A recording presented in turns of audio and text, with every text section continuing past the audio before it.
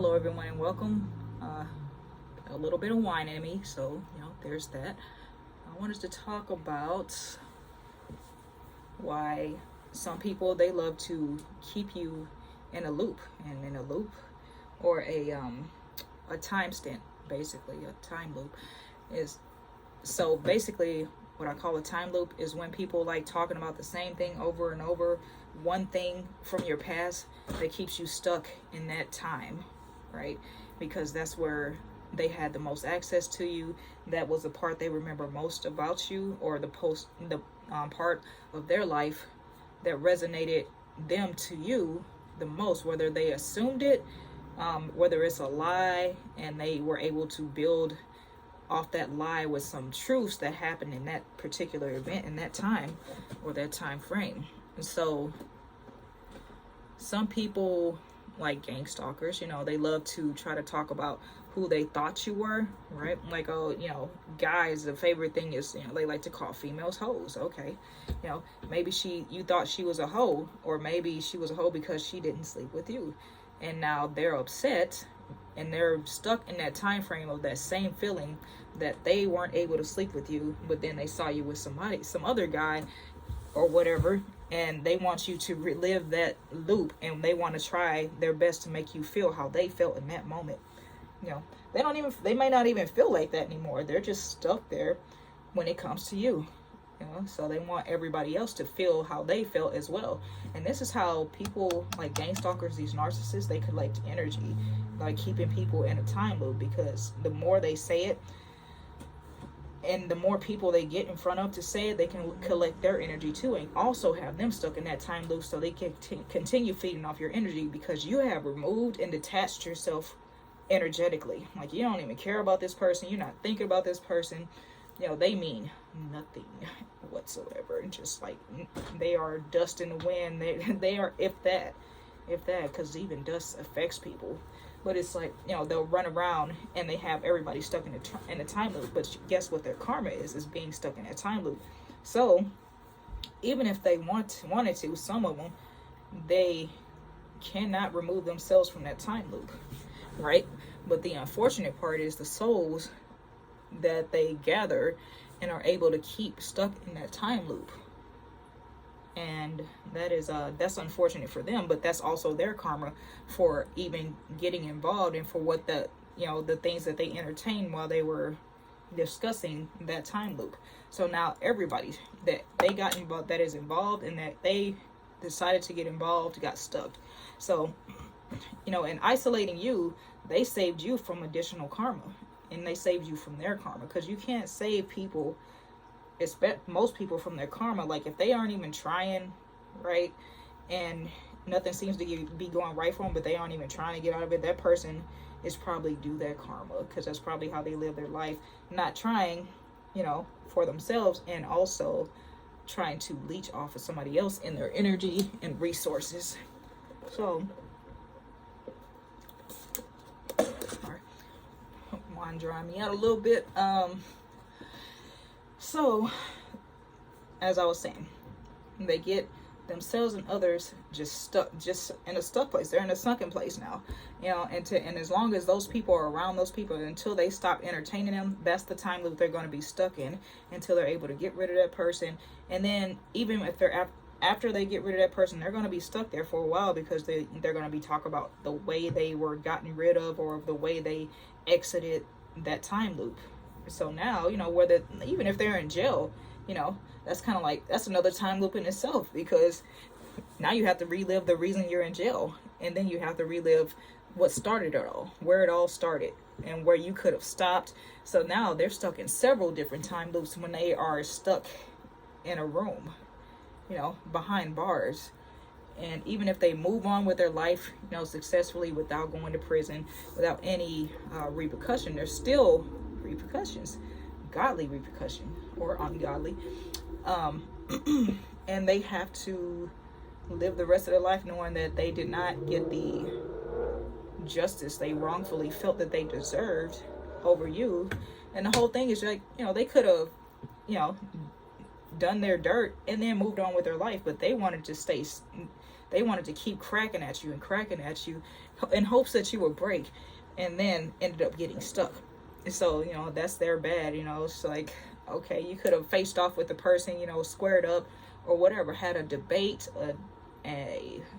some kind of conversation, some kind of thing to end it, but they wanted to be childish about it and keep coming back. So now they're stuck in a loop. It's a never-ending loop that they have to keep doing the same thing over and over. And what is insanity? Doing the same thing over and over and expecting a different result. They never get they never get a different result, especially if you're the type to keep your head down and grind no matter what's going on with you, like myself. Like, I don't care what's going on. Until the job is done, I don't care. Like, I was definitely I still am, meet me in a parking lot type person, or meet me, like, what is all the talking about? We don't have to do this. We don't have to do all the talking back and forth. We don't have to do any of that. We could just get it done. I've always been straight up about mine. It's just like, I'm not about to go do a whole bunch of back and forth with you. I'll say what I need to say, or say what I want to say, and I'll take about 5 minutes doing that, and then I'm done with it. Like, anything you got to say after that, I'm not listening, because you had the chance, to talk. I've given plenty of opportunities to people who do this type of stuff, especially to me. Like, there's a conversation that needs to be had, obviously, because you are hurt and you are, you're looking for revenge. Okay, I'm willing to get in the ring with you, verbally or physically. Willing to, whatever gets this resolved, so we can both move on with our life. But they expect you to stay there stuck with them. It's like, if you don't want to, if you want to keep this shit going, then, or if you don't want to resolve this, then we can, I'm going to keep moving. You can stay here if you want to, because I know I did my best to get this resolved, to get it out of the way, and get no one else involved except for us, because it was between us to begin with. Even though they'll try to say you did this, that, and the third to them, and try to get other people involved. That's not how people like us move. We try to handle things, or we're going to handle things on our own, and in the safest way possible that doesn't endanger other people, because how they move, they wanted you to snap. And who knows what happens when somebody snaps. You don't know what anybody's capable of when they snap. Like, that's why, people screw with people at work, and they walk into the office, and it's game over, man. Like, everybody laughing and talking 1 minute, eating pizza slices, and the next minute, it's a hot mess in there. People looking like peppermints on the floor and stuff. It's wild how these people move, and they move the way they move endangers everybody. It can ruin several lives, every life that is involved, including their own. And that's why they are dangerous, in that way, because they don't think, they just, talk reckless and move reckless, except for when it comes to you, right? Because they, a lot of them go into hiding and spread a lot of rumors and bullshit and never face you again, which, okay, it's complimentary, but at the same time, it's like, man, like, what are you doing? Like, I'm right here. Let's not get other people involved and risk lives and things like that, because, say there was a situation where they were trying to talk noise about you, and there was a police investigation, and, everybody they talked to became an accomplice. You see where I'm going with this? So, say something did happen to the person they were talking so much noise about, and there was a police investigation, and now, people are going to jail because they, maybe they cracked under pressure and just said all the wrong things, and now they look guilty as shit. You don't know what kind of karma people are going to get, but these people, for sure, one way or another, they're going to get stuck in a loop, because they don't know how to let go, and it's their own fault. They have no one to blame and look at the end of the day when they get stuck in that loop but themselves. And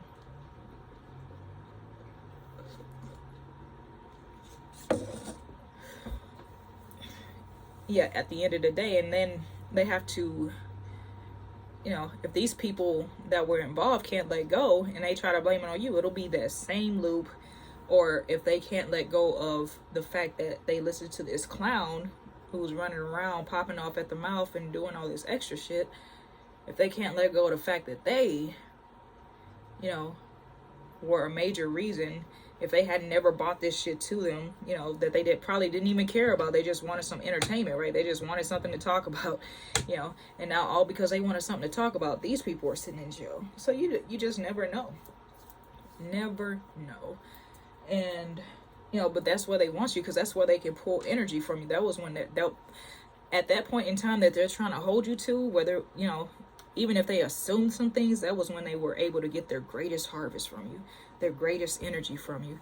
And they like to keep talking about it over and over again. I'm like, you could talk about it over and over again, but if you're not talking directly to the person that you are upset with, or you had that event with, or you assume that about, then what, you know, what are you really harvesting? You know, they try to force the energy out of you by annoying the shit out of you, because that's basically what these people do. Is they're just really annoying, and they annoy people, you and everybody, and to the point they just, you know, nobody wants them around. You know, and now, like, people, if you are of a certain caliber, you hang around certain caliber people, they already didn't want somebody like this around, and they're just trying to resolve it safely. They mean well, but they're innocent. And people love saying, oh, if I was, you know, there's no way this person would have did this to me, and, you know, if I was this person, I would have did this, this, and that. And they're not seeing the behind the scenes, right? They're not seeing that, you know. And even if you talk about this person, right, or talk about what they're doing, and people are just like, oh, let it roll off, it's a sticky situation that they try to put you in. And they're not seeing that these people are showing up at your house, yelling outside the window. They're showing up at your job. They're showing up at department stores, grocery stores, yelling stuff out loud. They're not showing that, you know, they go to, like, the places you work out and train. Everywhere they are following, you know, just yelling stuff out. And then, you know, you just don't give a fuck. And even if you did give a fuck, you know, you would end up looking crazy anyway, because people are going to be like, who are you talking about? Because they say stuff. They basically throw the rock and hide the hand. You know, so, you know, what are you going to do except move forward with your life? I'm like, if you want to stay stuck in that shit, go ahead. I'm going to just keep on, I'm just going to keep building. You know, and this goes especially for women, because we got a lot of males out here who just do not feel that women should have power, and they're mad that women make money and men are becoming less and less of a necessity, you know, and more of a want. And they're mad because women don't want them. These are dudes that are mad that women don't want them. These are the type of people preaching on these platforms, oh, you know, how to make a woman submit. I'm like, submission from anyone is earned, not taken. It's, you learn this in martial arts classes, man, and in jiu-jitsu class. You got to earn those submissions, man. And they want women to submit to them because they, you know, I mean, they're basically useless except for money and dick. You know, just like, okay, there's women make money now, so that takes one out of the equation. You're not a need in that aspect. And, you know, there's plenty of toys for women to buy. You know, nothing like the real thing, but, you know, you can be replaced, you know. And if she is, the thing about women is once we move on with a replacement of whoever was there. It's not like guys where they're just like, oh, she was something to do, I just needed some ass, and, you know, the free entertainment, cool, okay, and she can go back. This is why a lot of men don't take women back, because they know deep down inside that dude is about to replace him, you know, after some time. So there's that. But yeah, they want to keep you stuck in it. So if you cheated, you know, like everything that followed, and this is how society is built as well. And once you do something wrong, like everybody tells you to be yourself, right? Then they judge you for it. Like, even if you, like us, they misinterpret something you said, you know, and they say you will never live that down. Like, take heed to that, man. Like, listen to that, pay attention. You will never live this down. So that means people are going to rib at you for the rest of your life, even if it was an excruciating moment in your life and a really embarrassing moment in your life. They want to keep you in that energy so they could draw from it by laughing at you and making jokes about it and all this, that, and the third, you know. And it's like, no, they're stuck. And once you stop feeling a certain way, you know, it's easier said than done, right?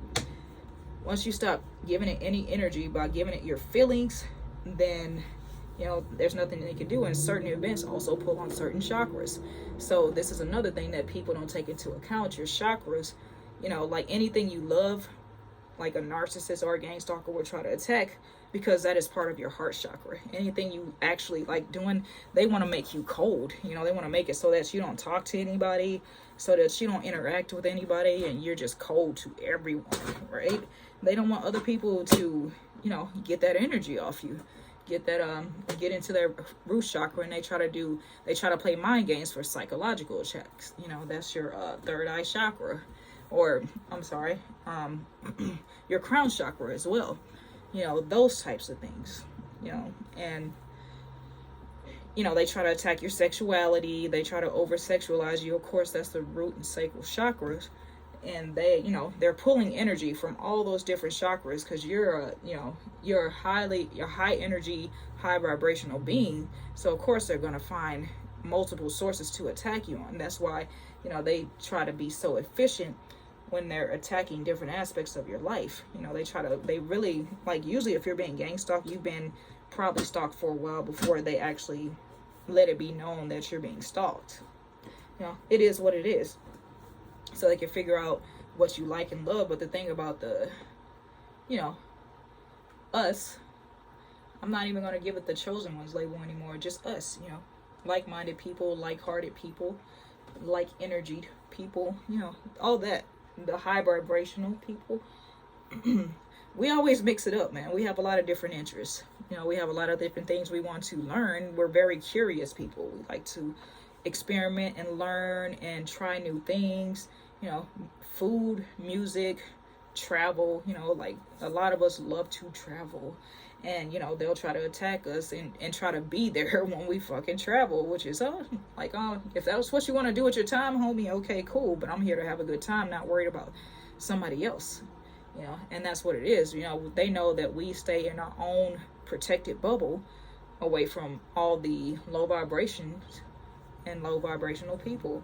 And, you know, they know we're protected, and they try their best to penetrate that bubble. And once they're able to penetrate their bubble, we throw some of our energy outside of that bubble to them. You know, it's kind of like throwing a ball over a fence, and, you know, you're playing catch with these people. Now, you know, you catch their low vibration and they catch your high vibrational energy. You know, stop playing catch with these people. Stop playing ball with them, because it's just not worth it. You know, it's not worth your time. It's definitely not worth your energy. Definitely not worth your soul. Don't entertain these people. They're just, you know, they're parasites. And that's all they are, you know, until they break that cycle. Or maybe they'll be like that until the next lifetime or forever. Who knows? But that's just what they are. Parasites. And, you know, that need to be... Unfortunately, there's no cure for these people. You know, they're just miserable, and they, you know, they're a lost people, period. With that, I leave you. Drink water, eat roots and seeds, and make sure the world knows what you're worth. You tell the world what you're worth, and most importantly, it's best to just mind your business. Peace.